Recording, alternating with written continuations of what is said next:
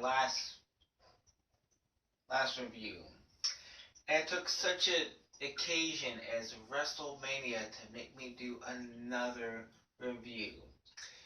And with help from the McMahon family, they invited me to come over to Dallas, Texas this WrestleMania weekend to enjoy the festivities and all whatnot have you.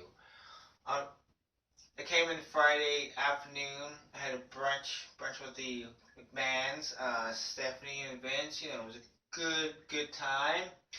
And later enjoyed NXT Takeover. Fun night, great night. Afterwards, it was me, Kane, Ryback, who else was there? Dolph Ziggler. We all just kind of like went to like a local bar, and we kind of went a little crazy. The next morning, Saturday, was a little bit kind of hazy, but I still got to enjoy many things. In the evening Saturday, I got to hang out with other WWE stars. We talked over just like various chit chat, over horror films or just like wrestling in general, Just met Undertaker, various stars, like I said, and then Saturday night again, another kind of like local bar night. It was Undertaker. Strangely, Kevin Nash was also there, so we kind of got together too. It was cool.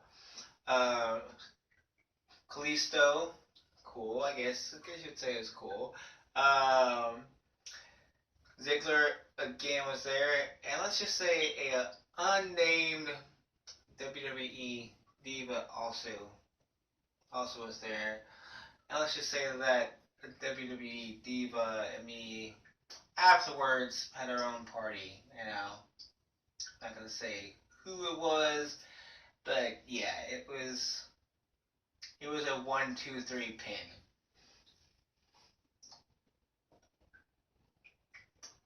You know what? Note to self, Note to self, I should really wash my hands. Anyway, today, to celebrate WrestleMania, I will be looking at a film starring Glenn Jacobs, aka Kane.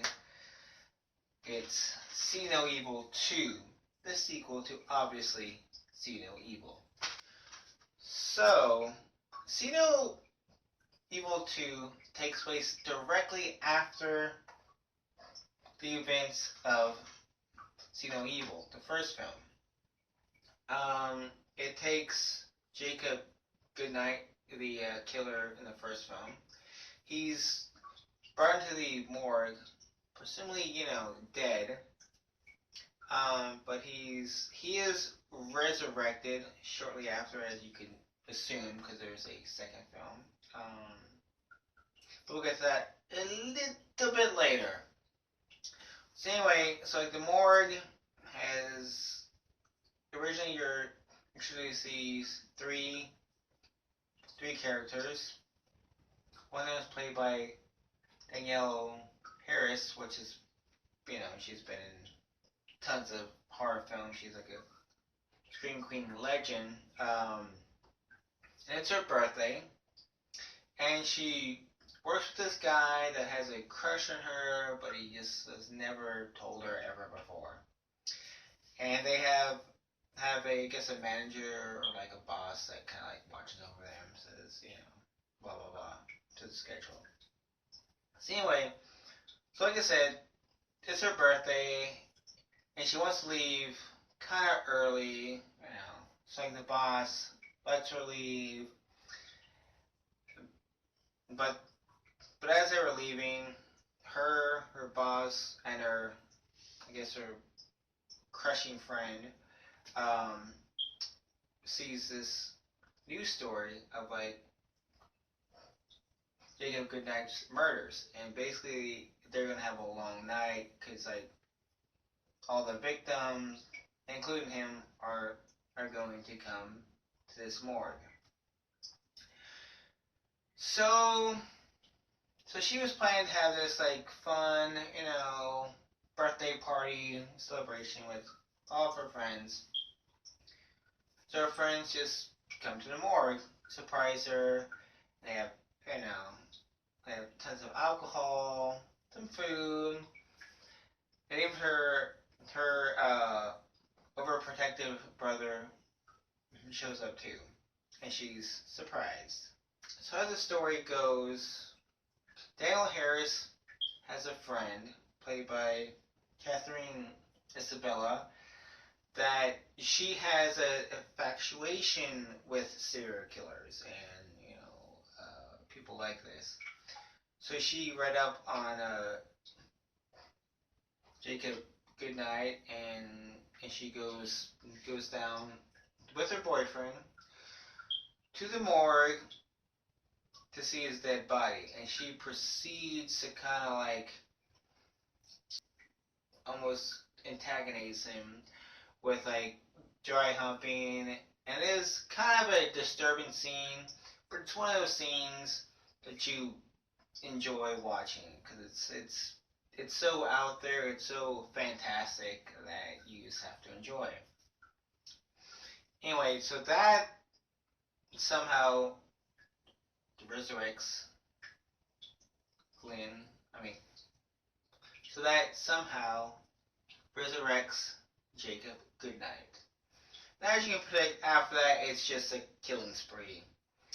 And that's just what it is. He kills, character after character. And unlike the first film, he's not as strong on the kind of see no evil religious aspect. Because in the first film, he took out like every victim's eyeballs. Because he had this whole like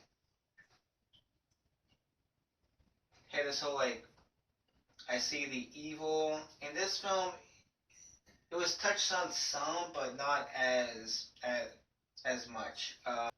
So closing out, here's my thoughts.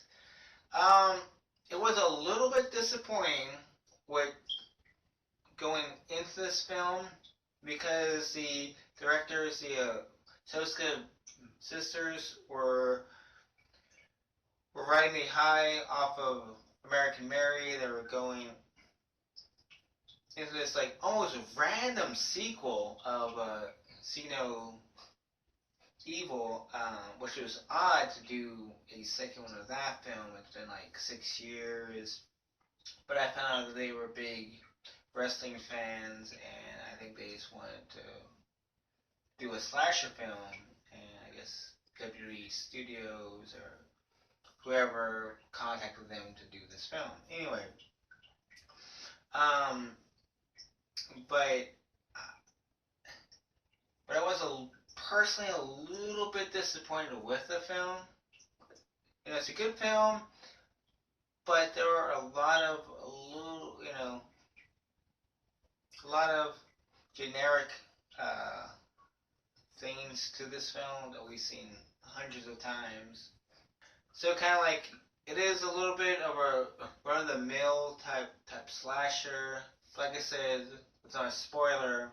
There are like a few kind of cool things.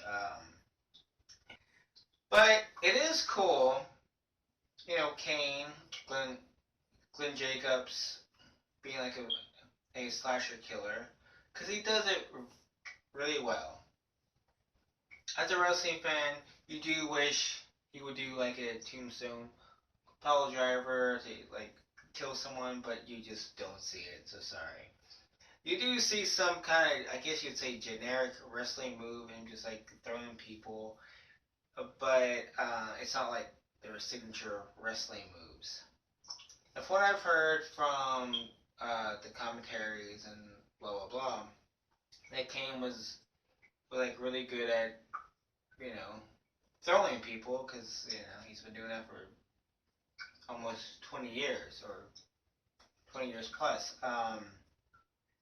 So that's what makes him such a good slasher killer, because he can take someone's body without thinking, just kind of throw it across the room. You don't have to tell him 2 to 3 times what to do. You just say, hey, Kane, just like take this person's body and throw him across the room. Or, stab him. And you got it, That's why I would like to see more Evil films. Because I think that Kane, has the embodiment to do a really good slasher killer. A second, almost like a second wave of icon killers that, in my opinion, have not quite developed the way that it should have. If you have films like Hatchet, Laid to Rest, that they should have more of a cult following. They should have fifth sequels going on right now, but they don't. Hatchet has 3 films. Laid to Rest has just 2. And I just think that Kane with Evil could do 5 or 6 films and be enjoyable films. Obviously, with this film showing that he can outdo death, it's cool. But anyway, wrapping up. I'm wrapping up right now. As stated previously, it is a little bit generic. There is some cool stylizations to this film that makes it stand out. Besides the usual slasher film. I forgot to mention this. It does take place directly after the first film, which is a lot like Halloween 2, which takes place at a hospital. The same with night. And please do not mention Halloween 2 from Rob Zombie. Never seen it. And I don't care to see it. The first remake was not good. Anyway, go back to this film. So it has that element to it. So you could watch these films back to back, and it could be just one straight long movie. But I will say this film, which a lot of people agree with, is better than the first film. And I'm going to give it, I would say it should be a 7.5 out of 10. The Teenagers. Anyway, and let's enjoy this Wrestlemania, because it's going to be a good one.